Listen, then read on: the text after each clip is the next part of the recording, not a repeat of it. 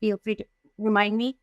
Um, from a data perspective, when I look at any department, and I've done this before, but all kinds of confidentiality agreements, but I have a couple of case studies and a few examples that I created out of my experiences in my books that are out there and, on LinkedIn or whatever.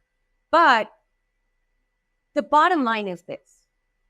Once we know what objectives a business wants to pursue, so you have the objective key results, which are the goals, the OKRs. And then you have the KPIs that are used for measuring those OKRs. Now, they can be segregated by department. They could be holistic where, marketing and finance need to work together on this. Operations and finance need to work together on this. HR needs to work together with all of these people in order to figure out how many people each team needs at which points. But here's the thing. It's not just about placing the people in the right place, because people are people. They are human.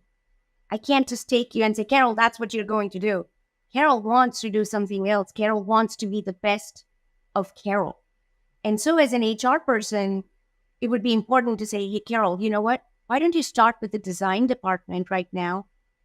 And we can give you the training that you need as you move up so that within this project itself, you can be a part of it from start to finish and learn all those skills along the way.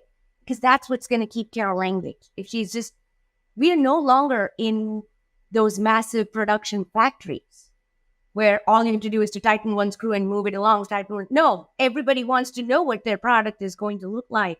And providing that kind of a movement, well, again, using technical terms, but linear programming or optimization methodology allows these decisions to be made in a beautiful manner by taking into account the costs of each individual involved, costs of other resources involved, deadlines, timelines. So when I use the word cost, I don't mean only dollars, but also in terms of opportunity costs. If Jason is going to be doing designing, while Jason's not doing marketing anymore, how much is that going to cost us? Is Jason better off doing marketing?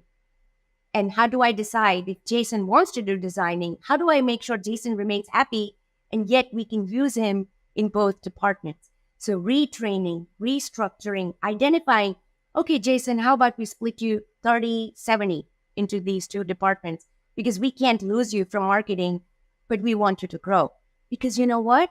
Jason's 30% contribution in the marketing department, because of his experience, might be way worth more than a full-time person doing that same job.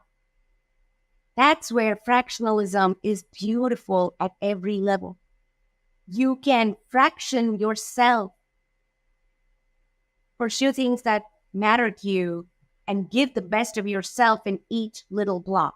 And as an HR person in today's